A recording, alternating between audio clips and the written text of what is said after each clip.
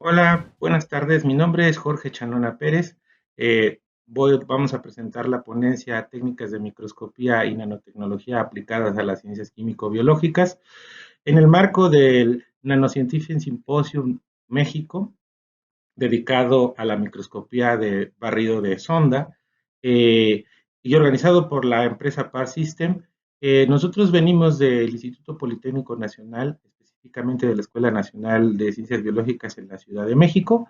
Y bueno, vamos a presentar una compilación de nuestros trabajos, de los trabajos de nuestros estudiantes de posgrado a lo largo de nuestro trabajo de investigación en la institución. Es una compilación de los trabajos más importantes. Nuestras líneas de investigación están basadas en tres ejes principales. Obviamente la microscopía. Nosotros tenemos diferentes posibilidades o equipos de microscopía en nuestra institución, desde microscopía de luz, microscopía confocal, superresolución, microscopía de fuerza atómica, microscopios de barrido y de transmisión. Entonces, bueno, obviamente con cada tipo de técnica uno puede explorar a diferentes resoluciones. Por ejemplo, la resolución que alcanzan los microscopios de luz está alrededor de 5 micrómetros, de 250 nanómetros los confocales. Ahora con la nueva microscopía de super resolución uno puede alcanzar en microscopía fotónica hasta 20 o 10 nanómetros, que es similar a lo que se alcanza en barrido para materiales biológicos. La microscopía de barrido 3 nanómetros y la microscopía de FAM hasta 1 nanómetro. Además de, bueno, de que otras propiedades que se pueden determinar desde la microscopía de fuerza atómica. Y la microscopía de transmisión de alta resolución puede resolver hasta distancias menores a 0.1 nanómetros, a 0.5 Armstrong, y podemos ver ya columnas atómicas, la distancia entre enlaces, y bueno, entre más resolución tengamos, más caro es o queramos, más caro es el microscopio. Entonces, esta diapositiva la muestro aquí y nosotros hemos trabajado con todas estas técnicas, particularmente con microscopía de fuerza. Otro eje es aprovechar las imágenes que podemos obtener de los microscopios, pero aprovechando y haciendo que las imágenes les podamos sacar cuestiones cuantitativas o parámetros cuantitativos, y esto lo hacemos a través de procesamiento de imágenes. Entonces, el procesamiento de imágenes básicamente consiste en adquirir imágenes de cualquier dispositivo, incluido, por ejemplo, un smartphone, incluidos los microscopios, todos los tipos de microscopios. Luego, preprocesar las imágenes para hacerles un cambio de un filtrado, un recorte, un cambio de formato, para que ésta las deje listas para poder procesarlas y separar las regiones de interés, extraer diferentes parámetros. Podemos sacar parámetros geométricos pues, como el tamaño y la forma, el color, como el componente RG o B, o el CIELAB, depende del canal de color que queramos utilizar, o la textura como parámetros de textura como la rugosidad, la entropía, la dimensión fractal, la longitudinalidad. Entonces, uno puede sacar una plétora de parámetros. O sea, pues nosotros hemos sacado hasta 2000 parámetros de una imagen para poder clasificar esta imagen, por ejemplo, mediante análisis estadísticos, redes neuronales o componentes principales. Esto es muy útil porque ya la información de la imagen se hace cuantitativa y se puede analizar muy fácilmente. Otro eje es la nanotecnología, que está, pues como ya se sabe, o como es de conocimiento ya común, es la generación, la manipulación de materiales a escalas menores de 100 nanómetros y obviamente su caracterización. Y entonces esta nanotecnología pues ha tenido diferentes aplicaciones como sondas para catálisis, sondas para meter ¿cómo se llama? Fármacos o acarreadores de componentes bioactivos, antibióticos, nanomateriales o nanoalimentos, agentes miscelares, micro y nanodispositivos, recubrimientos cosméticos, recubrimientos superhidrofóbicos, por ejemplo. Y pues esto se vale de utilizar se requiere de utilizar nanopartículas, nanotubos de carbono, nanotubos metálicos, materiales semiconductores, óxidos metálicos, puntos cuánticos, nanopolímeros, toda una plétora de materiales que ya se ha creado la nanotecnología para mejorar los materiales, ajá, y las aplicaciones. Entonces, nosotros empezamos primero muy básico con caracterizar las micro y nanoestructuras durante los procesos o el procesamiento de materiales biológicos. Entonces vamos a poner uno de los ejemplos que hicimos en un principio cuando estaba de moda lo de energía, energías biocombustibles, usábamos la energía, la semilla de higuerilla, esta semilla de higuerilla o semilla de ricino, es donde tiene el aceite de ricino y que es rica en aceite. Es muy rica en aceite, cerca del 40-60% del aceite se pueden obtener desde las semillas. Estas semillas las estudiamos por confocal, por microscopía óptica. Por confocal, pues vemos la célula que está llena de cuerpos lipídicos asociados a cuerpos proteínicos, como lo vemos en la microscopía de barrido. Entonces, esta la hace muy rica. Entonces, nuestra intención era ver qué procesos podían mejorar la extracción. Y entonces, también, bueno, tuvimos que caracterizar, aprovechamos nuestra infraestructura en microscopía de barrido para hacer un microanálisis y hacer mapeos de la estructura o de la distribución de los componentes o de los elementos que están incluidos en el endospermo de las semillas, ¿no? Entonces aquí podemos ver los mapeos de carbono, oxígeno, magnesio, el fósforo que está asociado a los cuerpos proteínicos, porque pegado a los cuerpos lipídicos están los cuerpos proteínicos, que estos pues hacen que la semilla sea tóxica, por eso está en la alimentaria, pero que en el calor esta toxicidad se pierde, pudimos cuantificar y aplicamos el microanálisis químico y el mapeo para la caracterización de semilla. ¿Para qué? Para, por ejemplo, primero ver cómo eran los fenómenos extractivos. Y, por ejemplo, las semillas las calentábamos primero y le dábamos un tratamiento por secado. Es un trabajo que no estamos mostrando, pero es un estudio que hicimos al principio. Y después, para mejorar la extracción, sí se mejora la extracción cuando se seca. Cuando se secan por lecho fluidizado se mejora sustancialmente.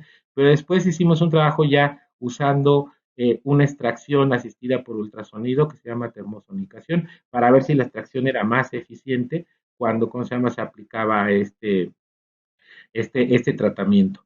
Entonces diseñamos en el laboratorio un dispositivo donde pudimos acoplar la sonda ultrasónica y evaluamos los efectos microestructurales. Esta es la proteína nativa 500 X, la torta residual del proceso Sostlec, el convencional, y cuando le pusimos ultrasonido a 25, 50, 75, nos observamos que en 50 fue donde más se dañó y más extrajo el aceite. Entonces, miren, aquí tenemos marcada la celulosa en azul, la proteína en verde, los lípidos en rojo, y aquí vemos que el Sostlec pues deja remanentes. A 25 pues es casi como el Sostlec normal, a 25 de amplitud, pero a 50 prácticamente ya no tenemos nada, solo aplicando 35 minutos de extracción, mientras en el Sostlec usamos 8 horas, perdón, de extracción. Entonces comprobamos que el ultrasonido era muy eficiente, y para estudiar qué pasaba dentro del sistema, usamos Focus Ion Beam o unas de iones focalizados para explorar cómo quedaban los cuerpos lipídicos. El Focus Ion Beam se puede usar para ir explorando, por ejemplo, para tejidos vegetales, ir haciendo slice por slice. Es un cuchillo electrónico que puede ir haciendo rebanada por rebanada para integrar o hacer una reconstrucción 3D y podemos explorar la parte interior de los materiales, podemos hacer herramientas o podemos hacer litografía electrónica para hacer, por ejemplo, dispositivos de microfluídica o sensores con este equipo SWAT. Entonces, en la institución teníamos uno y aquí están nuestros cuerpos lipídicos en un corte y luego una semilla dañada o ya extraída y vemos cómo queda completamente vacía y una en la que no se le ha extraído. Entonces, esto nos sirvió para elucidar los mecanismos, o sea, junto con la microscopía de barrido y la microscopía confocal, que se tienen cuando se hace la extracción por Sostlec y cuando se hace la extracción por termotonificación, y propusimos un mecanismo de cómo ocurre esta extracción, por donde hay eventos de ruptura, fragmentación, sonoporación, erosión, etcétera, que participan durante el proceso de termosonicación.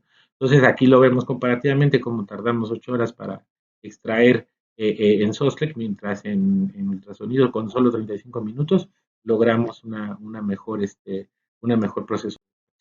Entonces estos trabajos de Leguerillas han sido publicados en diversas revistas, JCR, y después la microestructura también la hemos usado para aprovechar materiales nativos como el agave. El agave se utiliza para, ya saben, para el tequila, para el pulque, para el mezcal. Nosotros usamos el del pulque porque genera muchos desechos en nuestra zona, en la zona del Valle de México y las conurbadas, Hidalgo, Estado de México, se utiliza mucho. Y pues lo primero que nos preguntamos es, bueno, estos desechos los podemos utilizar, sí, porque tienen muchas fibras. Ah, pero antes de poder extraer las fibras hay que secarlos, sí, pero ¿cómo? Los podemos secar a favor de las fibras o en contra de las fibras. Bueno, pues hicimos un estudio donde metimos rebanaditas, este modelo, con dos cámaras digitales y fuimos viendo su encogimiento a lo largo del tiempo, utilizando análisis de imágenes, las imágenes y la microscopía para ver sus efectos y las cinéticas de estado. Entonces, ahorita como podemos ver aquí, ahí hay una película donde va corriendo el, el encogimiento a favor de las fibras y cómo va corriendo en contra de las fibras. Entonces, lo que podemos observar es que en contra de las fibras la estructura ya no se sostiene y se encoge demasiado, y esto no es bueno para la velocidad de transferencia de masa. En el corte transversal, la velocidad de transferencia de masa cuando se seca es muy lenta, y la velocidad de transferencia de masa cuando está en el corte longitudinal a favor de la fibra es muy rápida. Esto genera un mayor encogimiento en la muestra transversal que en la longitudinal. Y esto se evidencia, obviamente, en la microscopía de barrido. Aquí está el transversal y este es el lateral. Y ese fue el que utilizamos para nosotros desfibrar las muestras. Y ya que las pudiéramos desfibrar más fácilmente, usando así las rebanadas cortadas a favor de las fibras, nosotros pudimos sacar las fibritas y usar métodos de extracción de la celulosa no contaminantes que se conocen generalmente como organosol. Uno de esos métodos organosol se llama acetosol, que solo utiliza ácido acético más un poquito de ácido clorhídrico como catalizador para deslignificarlo. Entonces esto lo hicimos, estas cinéticas de deslignificación, lo hicimos con análisis de imágenes y con microscopía. Y aquí está, ¿no? De la microscopía óptica, la microscopía confocal, la microscopía de barrido. Entonces en la microscopía confocal es obvio que aquí la lignina está, lo que queremos es eliminar la lignina para tener la celulosa pura y esa ya tenga otras aplicaciones. Lo que hicimos fue quitar la lignina con este tratamiento, y aquí la fuimos siguiendo y después de 240 minutos la lignina desaparece y solo queda la celulosa que está marcada en azul. Y estos son los efectos que se tienen a nivel de microscopía electrónica de barrido, que se desfibrilan y bueno, pues ya perfectamente monitoreamos esto, hicimos una cinética que comparamos con una cinética. Y también obtuvimos papel, por ejemplo es papel Bond y este es papel Whatman, y este es nuestro papel por el proceso Acetosolv y por otro proceso que llamamos Milok, y tienen la misma calidad, más aún tienen mayor pureza. Aquí podemos ver a diferentes tiempos, esto es original, ¿cómo se llama? Con mucha lignina, y luego aquí tenemos ¿cómo se llama? Digamos el proceso óptimo donde está libre de lignina, y aquí comparativamente metimos el papel Bond y tiene todavía lignina, que es la verde, pero también le ponen aditivos, cal, seguramente es lo que tiene aquí, y ¿cómo se llama? Para darle blancura y peso al papel, mientras aquí nuestro proceso es pues primero más ecológico, porque para obtener tienen que usar el Kraft, y el método Kraft usa sosa y ácido sulfúrico, y es más contaminante que esos procesos que nosotros proponemos. Entonces, esto mismo lo hemos estado haciendo para frutas que no tienen uso en México, pero son originarias de México. Por ejemplo, es un cuajilote que crece en los potreros, y hicimos ya un estudio integral con microscopía de luz, microscopía confocal, microscopía de barrido, de field emission o de emisión de campo, con difracción de rayos X y nanoidentación para ver las fibras cuando la fruta está madura y cuando la fruta está inmadura y cuando está madura. Entonces, aquí vemos los estudios de microscopía confocal, donde los más destacables son las fibras, que son las fibras las células de esclereidas, que contienen las fibras de celulosa en gran cantidad. También incluso se puede notar en diapositiva, en la anterior diapositiva, perdón, la anterior, no me deja pasar, no hay ningún problema. Aquí podemos ver precisamente las microscopías de barrido. Estas son las células escleréricas, que son pues tejido vascular, y vemos que cuando están verdes no están lignificadas, pero cuando están ya maduras se lignifican mucho. Entonces esto es importante para saber cuándo, por ejemplo, cortar los frutos y extraer celulosa o extraer lignina, dependiendo cómo queramos. Ajá. Entonces aquí están las fibras a nivel macro, no tienen diferencia ni la madura ni la verde ni la madura, pero la verde sí tiene más celulosa y la madura tiene más lignina que hemos marcado aquí, y también tiene diferentes propiedades nanomecánicas. En este caso, las propiedades nanomecánicas, cuando la fruta está madura, tiende a ser más rígida que cuando está verde por el proceso de lignificación, y también tener un mayor índice de cristalinidad. Esto se fue publicado en esta revista que está ahí.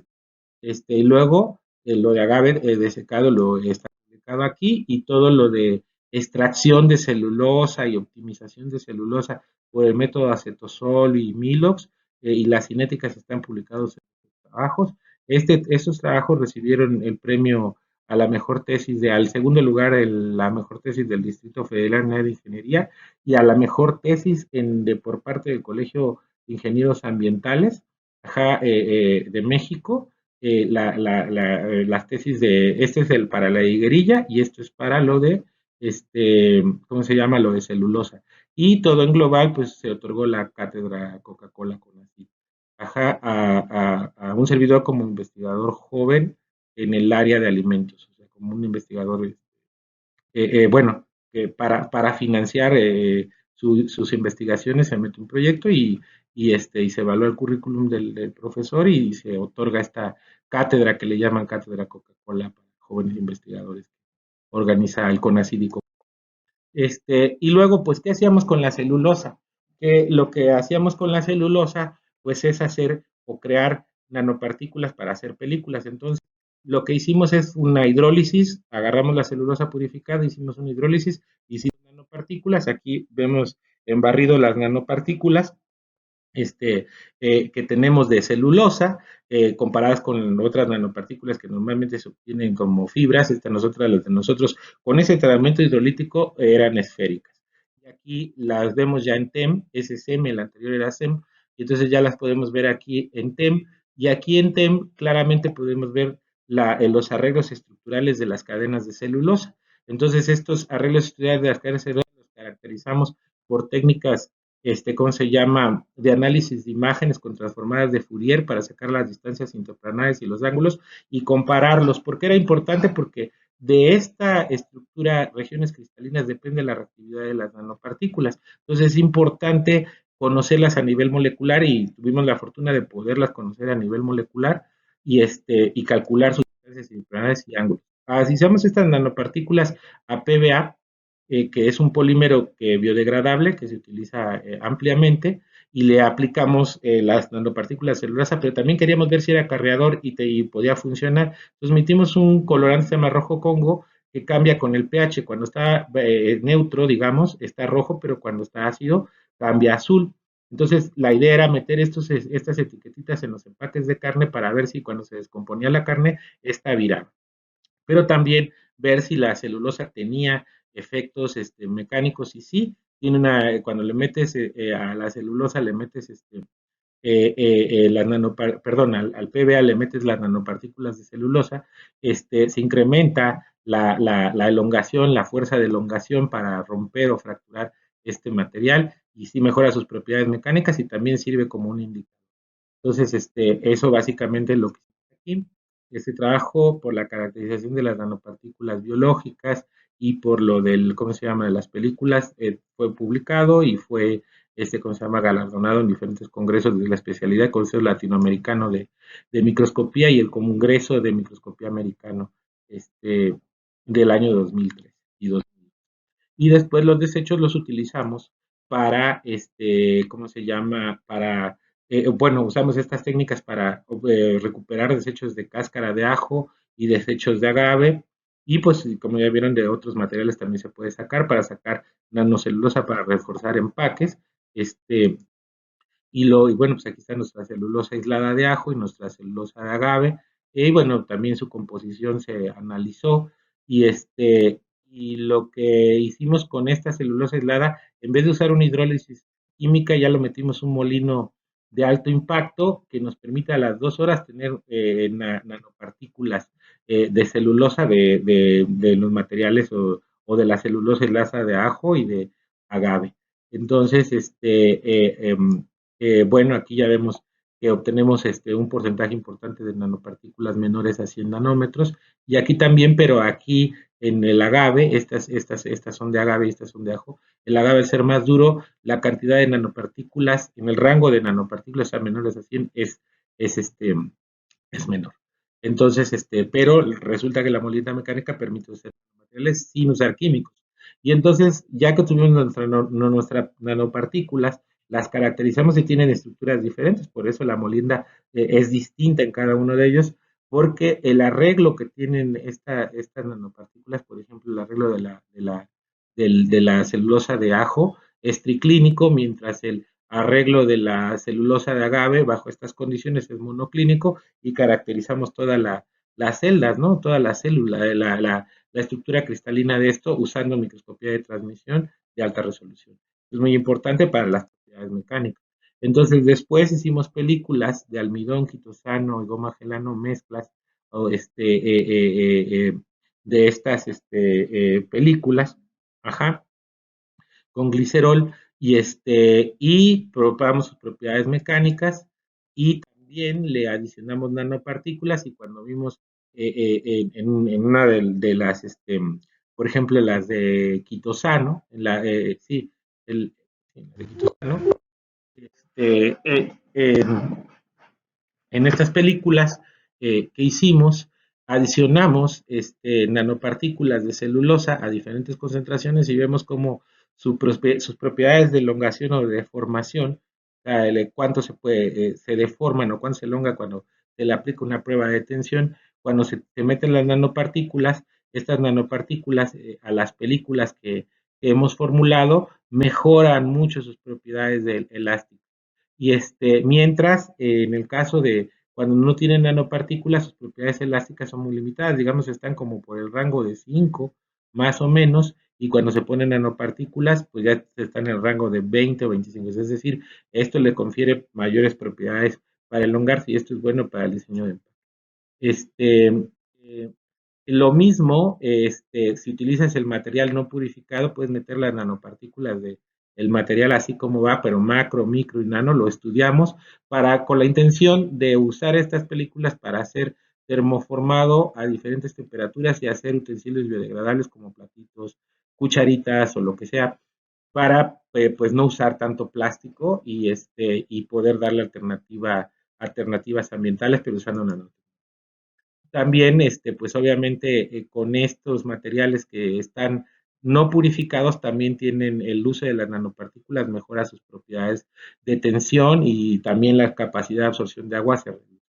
Este, eh, bueno, estas películas también hemos estado explorando utilizarlas para absorber colorantes orgánicos como el atul de metileno. Este trabajo o parte de estos trabajos han ganado otra vez en el 2020 un mejor póster en el Congreso Americano de Microscopía, en un congreso virtual como similar.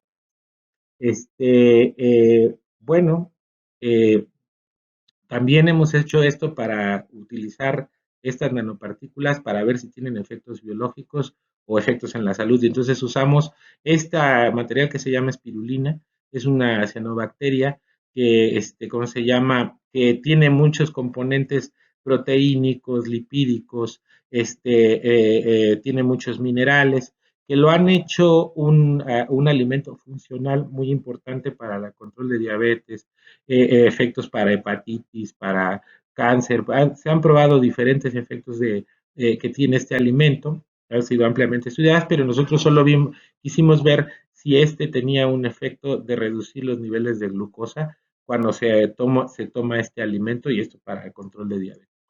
Entonces molimos nuestra espirulina, que estaba en en nivel macro, que está en partículas de tamaño macro, en nuestros molinos planetarios, y obtuvimos nanopartículas, que vemos al SEM, y también las exploramos. Entonces exploramos la estructura. En este caso, este material tiene como medio encapsulante maltodextrina, y aquí ya pudimos determinar la distancia interplanar de la maltodextrina, que también es un polímero de glucosa similar al de la celulosa. Entonces también alcanzamos resolución atómica, perdón, molecular en este, y también pudimos mapear con un microscopio que tiene 4 detectores de EDS los componentes contenidos en las nanopartículas de espirulina, y vemos que es altamente heterogénea. Esto lo hicimos en la Universidad de Berkeley. Es difícil tener un microscopio de transmisión que pueda tomar o tener los 4 detectores posicionados y tomar rápidamente el microanálisis, porque se dañan cuando le pasas el haz de electrones a 200 electron volts y no podría sacar nada de esta composición. Entonces, esta parte también es importante. Aquí la parte fundamental biológica es que hicimos un experimento con un modelo murino con ratas obesas, les indujimos obesidad, les dimos la nanopartícula, la espirulina normal, o sea, nanoparticulada, y la nano observamos que cuando le damos glucosa a los animalitos, la glucosa baja rápidamente cuando se obtiene cuando se le dosifica la espirulina nanométrica, y esto es por el área superficial, por los mayores sitios de reactividad. Entonces, eso fue publicado. Después tuvimos recursos para ampliar la infraestructura del centro de nanociencias, que es donde trabajamos. Solo tenemos un microscopio confocal muy modesto, y después de un tiempo, a través de apoyos gubernamentales del CONACYT y del propio instituto, logramos hibridar este microscopio, lo hicimos multifotónico y le pudimos poner un microscopio de fuerza atómica. Entonces, esto puede trabajar completo y luego o separado, y entonces podemos tener un microscopio de fuerza atómica biológico donde podemos estar observando al mismo tiempo las imágenes en un microscopio invertido o en un microscopio de fluorescencia, y hacer pruebas nanomecánicas. Nosotros lo hemos usado para hacer pruebas nanomecánicas, para hacer identación y mecánica celular en células de manzana. Entonces, pues ya saben, ¿no? Los principios de fuerza atómica es usar el cantilever con una punta muy pequeña para sacar curvas de fuerza, y esto se conoce como identación, nanoidentación, como si viene de la palabra de meterle el diente, como en esta fotografía del perrito, donde y de esa identación y de esa interacción de la punta con el material podemos sacar diferentes propiedades como la de deformación, disipación, adhesión, módulo de Young, y otras propiedades más como el índice de plasticidad de la histéresis, etcétera. Entonces, a partir de una curva de fuerza. Entonces, nosotros nos aprovechamos de eso para identar células, tejido y células de manzana aisladas. Aquí vemos una fotografía que sacamos de una identación de una célula aislada de manzana. Y bueno, aquí primero tomamos tejido intacto, o sea, tejido nativo, sin ningún tratamiento de la manzana. Hicimos la microscopía de fuerza atómica para ver cómo era la microestructura. Lo que estamos viendo es la lamela medio, la superficie de la manzana intacta, ¿no? De las células de manzana intacta. Y después le hicimos un tratamiento químico para solubilizar la pectina. Entonces, cuando solubiliza la pectina, lo que ocurre es que esta lamela media, esta parte exterior se va, se daña la pared primaria y solo quedan la red de celulosa, que es lo que vemos aquí, ya esta red celulosa que tiene una topografía totalmente distinta, y esto permite que las células se separen. Esto ocurre cuando se lleva a cabo, ya en la vida real se lleva a cabo durante el proceso de maduración, porque durante un proceso de maduración un fruto está verde y ya luego las enzimas como la pectinmetilestearasa, la galacturonasa actúan para disolver o romper la pectina, que es el pegamento de los frutos, y ya las va separando, las va integrando, y eso hace que se ablanden. Bueno, eso es bastante conocido, pero nadie lo había medido a nivel nano hasta que nosotros lo hicimos para estos materiales, ¿no? En particularmente para la manzana. Y aquí vemos cómo es el módulo de Young para el tejido, y cómo es el módulo de Young para para las células aisladas. Y obviamente las células aisladas son más suavecitas porque han perdido esta consistencia, esta turgencia, mientras el módulo de Young ¿cómo se llama? De la célula, del tejido intacto, es más alto. También necesitamos su distribución fractal, y su distribución fractal es más dispersa, en este caso bueno, más fractaloide, más empinada para la célula aislada que para la célula, ¿cómo se llama? Las células que están en forma de tejido. Lo mismo lo hicimos ahora, ya no haciendo esa solubilización, sino madurando los frutos a 1, 8, 16, 24, 32 y 40 días. Y es espectacular ver cómo su módulo de Young a nivel celular baja drásticamente con la maduración. Entonces, como podemos ir viendo aquí. Entonces, no solo en su valor, sino en su distribución.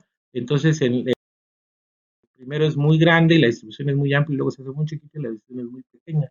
Esto es ¿por qué? Porque las paredes celulares, este es el tejido al día 1 y al día 40, las paredes celulares por la actividad de las enzimas que ya he mencionado, se degradan y hacen que se separen e incluso que pierdan consistencia y turgencia.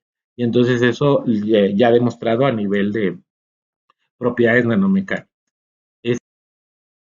También lo marcamos la pectina para ver cómo se iba desapareciendo, desarrollamos una patente para generar un anticuerpo específico para pectina, ya lo conjugamos con un fluorocromo y esto nos permitió monitorear precisamente la desaparición de la pectina durante el proceso de almacenamiento. Luego lo hicimos con mango, hicimos un estudio ya de en este caso ya de las enzimas que actúan en el levantamiento de los frutos y de la estructura a nivel molecular de las pectinas y sus ramificaciones. Ajá, y probamos también de la misma manera el proceso de cambio de la evaluación del módulo de Young. En Mango, nada más que el Mango aquí se va, el Tommy Atkins, que fue el que usamos, se va en 16 días y todo el mismo comportamiento porque tiene la misma maquinaria enzimática que la manzana, nada más que al ser un fruto, digamos, más climatérico, madura más rápido. Y entonces pues, se van muy rápido. Eso lo sabemos, pero tiene el mismo comportamiento similar al de la manzana. Y después lo hicimos para 4 variedades de manzana en un estudio más completo donde quisimos integrar todas las propiedades y lo hicimos para Golden Delicious, Granny Smith y Gala, pero a un solo estado de madurez y ver por qué son tan diferentes cuando las mordemos. O sea, por qué eso tiene que ver con la estructura o la microestructura y la nanoestructura de los materiales. Entonces aquí vemos que en principio sí depende del tamaño y la geometría de las células, analizamos la porosidad y analizamos 19 parámetros desde obtenidos desde imágenes de barrido, imágenes de confocal, imágenes de fuerza atómica, se acaba de publicar, saldrá en el 2020 de 21 de la revista Post-Harvest Biology and Technology, es una revista importante en el área biológica y en el área de frutas. Y aquí pues hicimos nuestro método de ir identando diferentes secciones de la superficie, ver la distribución, sacar el módulo de Young, la estructura, ajá, también la estructura solo de cómo eran las fibras de celulosa. Y entonces aquí observamos algo peculiar, que las Goldens, que son las amarillas, los perones, tienen las microfibrillas muy delgadas, mientras la Granny Smith, que es más dura, que es la que se usa para ensaladas, la más firme, la que casi no cambia, tiene las fibrillas más grandes. Y también la forma de aglomeración de la pectina cambia drásticamente con el cultivar. Entonces, todos esos datos los analizamos, 19 variables de microestructurales y también obtenidas desde técnicas de espectroscopía como Raman, de rayos X. Pudimos separar por componentes principales qué tan diferentes eran en sus propiedades, por ejemplo, la, la, la, la, la Golden Delicious, que está muy, muy distanciada de la Granny Smith, pero está muy emparentada con la Delicious, obviamente, y bueno, la Gala, que es como una especie de híbrida, está como en medio de todas. Entonces, con PCA y con, ¿cómo se llama?, análisis de Pearson, y luego, a través de tomar en cuenta todas estas, cuáles son las variedades más importantes, sacamos un modelo que nos permite predecir la firmeza desde las propiedades microestructurales. Este es un modelo con un R cuadrado de 0.97. Todo esto ya integrado de la mecánica celular, nos pidieron hacer un review por invitación en una de las revistas más importantes de alimentos, se llama Trends in Food and Science and Technology, para ver cuáles eran los avances más recientes usando microscopía de fuerza atómica para evaluar propiedades nanomecánicas de materiales biológicos. Y hicimos una compilación de nuestros trabajos, como los trabajos que estaban en la literatura, para ya tener el mapa completo de pues, la dureza de los materiales desde AFM, ¿no? Como se tiene ya para otras células y como se tiene para materiales inorgánicos, ¿no? Pero no para alimentos. Entonces, sacamos varias publicaciones derivados de este trabajo, son varias publicaciones que se tienen, y el trabajo tiene una patente, fue premiado por la Lázaro Cárdenas, el estudiante, y la mejor tesis de posgrado, el premio a la investigación, el premio Weizmann, que es el que da la Academia Mexicana de Ciencias a las mejores tesis doctorales, en 2018. Y luego, bueno, pues hasta aquí la parte de micro y nanohidratación. Ahora vamos con los de sensores. Esto de sensores, pues usamos nosotros el AFM, también se puede hacer un sensor usando su modo dinámico y después y podemos hacer un sensor ahora de masa. Este sensor de masa usamos estas propiedades que tienen los cantilevers de vibrar al aire y tiene una frecuencia de resonancia específica. Y bueno, aquí lo que hicimos fue limpiar los cantilevers, funcionalizar su superficie para hacerla más hidrofílica, recubrirla con agar como por medio de unos microcapilares, inocularle una bacteria benéfica parecida a la del Casei shirota, es un lactobacillus, una cepa que se llama lactobacillus plantaris 299b, y luego, ya que sembramos sobre los agares funcionalizados con agarosa, los hicimos vibrar en un microscopio de fuerza atómica para ver cómo iba el crecimiento a lo largo del tiempo. Entonces aquí pusimos un cantilever, esta es la funcionalización cuando pusimos la capa de agarosa, y aquí está pues en confocal el cantilever original, el cantilever funcionalizado, y aquí está ya un acercamiento del cantilever y donde vemos que crecieron los bichos microorganismos, en este caso es el lactobacillus plantaris. Cuando no tiene microorganismos, el sistema, la frecuencia de resonancia no se mueve, pero cuando inoculamos el microorganismo, este empieza a crecer y la frecuencia de resonancia disminuye por el aumento de la masa debido al crecimiento de los microorganismos. Y entonces cuando no tiene en el tiempo, ¿no? Estos son como 240 minutos, más o menos 300 minutos. Cuando no tiene microorganismo, pues la frecuencia se mantiene constante, pero cuando sí tiene, disminuye. Si lo haces un shift, si haces la frecuencia de resonancia, el shift de la frecuencia de resonancia, o sea, la inversa, tú puedes ver que nosotros podemos ver que esta frecuencia disminuye con el aumento de masa. Entonces, pero si es el inverso, pues ya queda la curva al revés. Y entonces, lo que podemos observar que esta curva, ilustrada así, tiene el comportamiento de una curva de crecimiento logarítmico típica de un microorganismo, ¿no? Entonces lo modelamos con un modelo de Gompers, que es uno de los clásicos para modelar el crecimiento de microorganismos, y bueno, esto resulta un sensor dinámico para monitorear el crecimiento de lactobacillus, con un cantilever. Entonces, este sistema se puede utilizar mucho para la detección de microorganismos patógenos, esporas, por ejemplo, bacterias. Si por ejemplo pones material genético o pones anticuerpos, se pueden hacer dispositivos que permitan la detección, incluso de virus. Algunas pruebas rápidas se pueden diseñar tal vez para detección de virus, se pueden tal vez diseñar de esta forma, ¿no? Aunque la válida es PCR, pero en un momento dado se pueden sacar sensores, por ejemplo, para virus o para de virus para monitorear la presencia por la detección de los cantilevers. Entonces, todo esto se integra en un sistema, se pueden tener sistemas para sacar la Bonan chips, y tener dispositivos de sensado ya integrados de manera general. Esto trabajo es un trabajo de la doctora Gabriela Mendoza, que es parte de la organización o la principal responsable de la organización de este encuentro. Publicó sus trabajos relacionados con su tesis doctoral. Yo tuve el agrado de ser su codirector de tesis, perdón, su director de tesis, no su codirector, su director de tesis, tuve el honor de ser su director de tesis, y ella ganó el Premio Nacional de Ciencia y Tecnología en el 2013, Premio Nacional de Ciencia y Tecnología en Alimentos en 2013, que otorga el CONACYT y y la Coca-Cola a los trabajos de investigación más relevantes en el área de alimentos. Después hicimos un análisis, tratamos de hacer sensores con nanotubos, funcionalizándolos, oxidándolos para purificarlos y promover en ellos la generación de grupos funcionales que permitan la absorción de proteínas, anticuerpos, y pues eso lo hicimos en un esquema muy sencillo, donde tenemos los nanotubos de carbono multipared, digamos, sin purificar, luego ya limpios y luego ya funcionalizados con una enzima. Aquí usamos una enzima, estos puntitos son las enzimas, usamos, es el decorado con enzimas, usamos una enzima amiloglucosidasa, que lo que hace es reaccionar con el almidón o cortar partes del almidón en un sistema.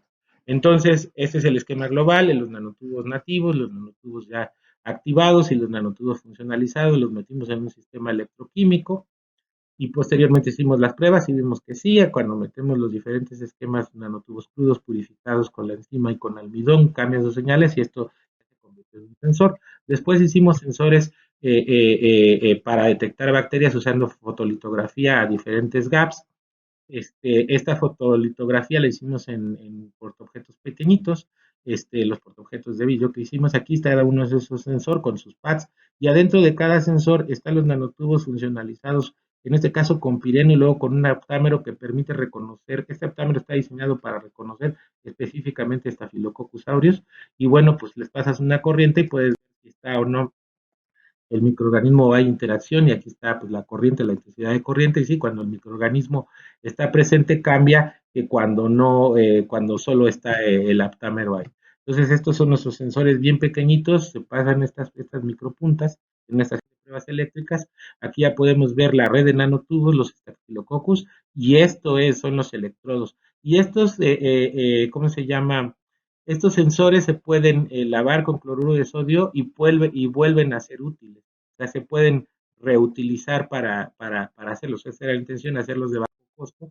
Y sí, pues son de un tamaño de un boleto del metro. Aquí hay varios sensores en un mismo portaobjetos y resultaron ser más sensibles que los sensores, los quimioresistores ¿cómo se llama?, que existían en ese momento, comparativamente un 25% más sensibles que los que estaban en el bueno, reportados en la lista.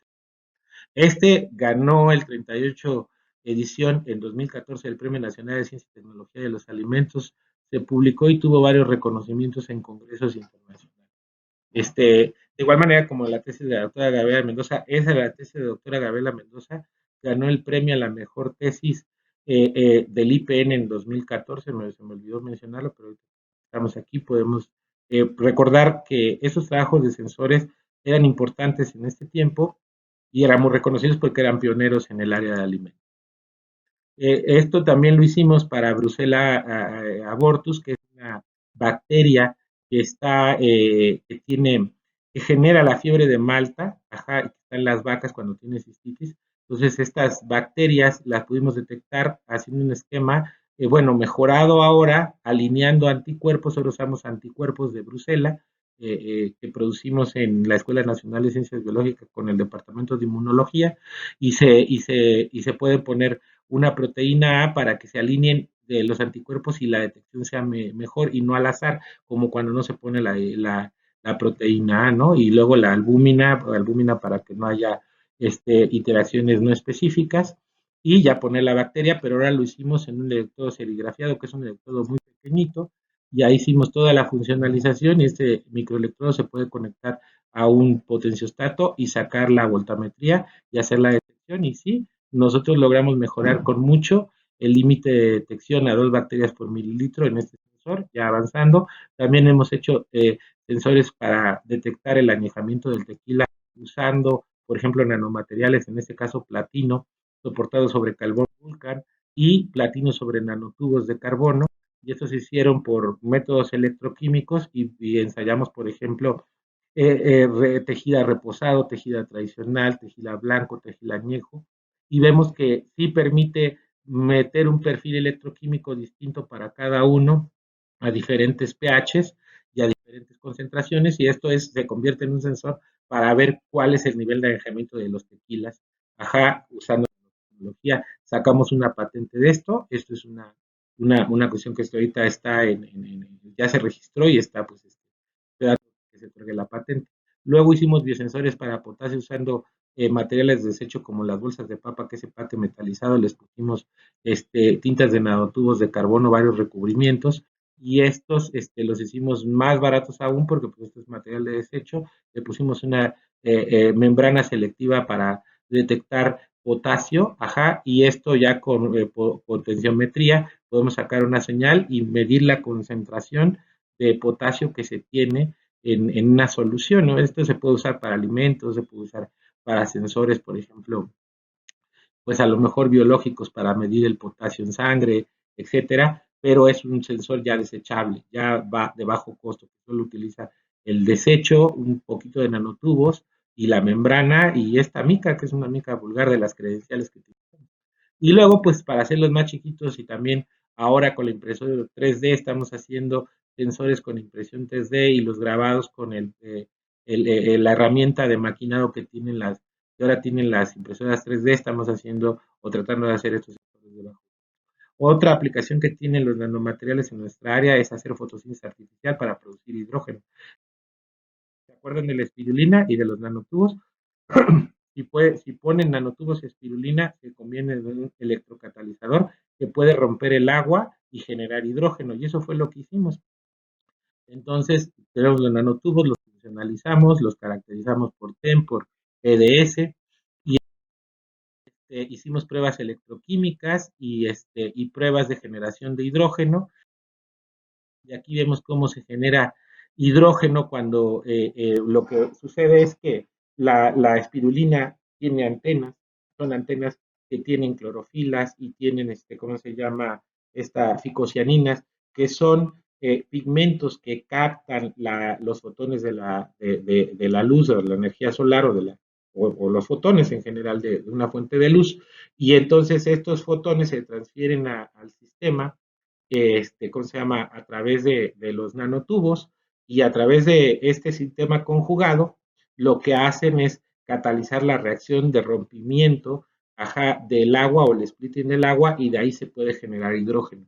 Entonces, usamos esto que es la maquinaria que utilizan las plantas para poder generar este hidrógeno y bueno, protones y después ellos generan biomasa, pero en ese caso no se genera biomasa, solo se genera hidrógeno.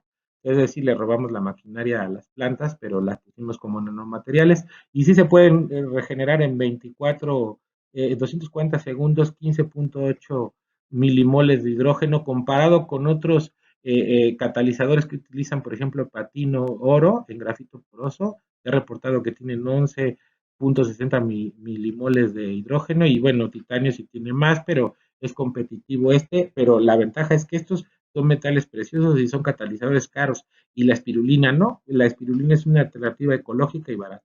Esa es la ventaja. Obviamente sacamos una patente de esto. Y bueno, ya nada más, estos son como que en global todo lo que hacemos en el grupo y ahora estamos en microscopía de superresolución, que es una microscopía que permite, ¿cómo se llama?, bajar la resolución de 200 a 100 nanómetros. Esto es porque esto lo prohibía la ley de AVE. La ley de AVE decía que pues, lo más que puedes llegar es a 200 nanómetros con con aceite de inmersión, con el objetivo de mejor apertura numérica y en visible, usando láseres. El láser más de menor longitud de onda que se tiene es un diodo láser de 405 y ya si hacemos los cálculos, el límite es 209, 200 nanómetros. Entonces, la microscopía de superresolución ha roto con este límite impuesto por AVE, utilizando diferentes técnicas o estrategias. Esto es lo que vemos, este es un microtúbulo, tiene 20 nanómetros de diámetro. Es, bueno, ya no lo pasé ahí, pero no puedo regresar la diapositiva, pero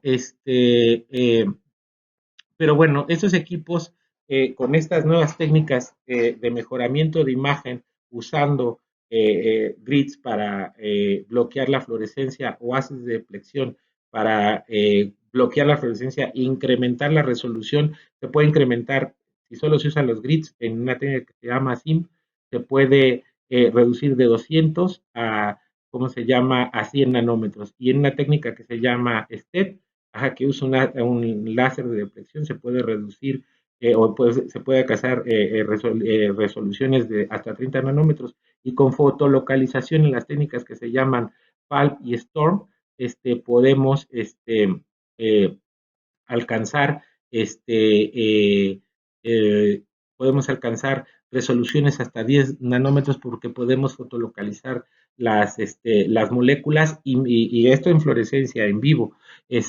La microscopía de superresolución es una microscopía que los inventores fueron galardonados en 2014 por su invención, debido a que son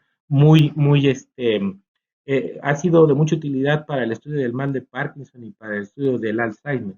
Entonces, este es un microscopio de superresolución que tiene un confocal y un módulo, en este caso es un módulo que se llama PALM, ajá, que es otro juego de láseres.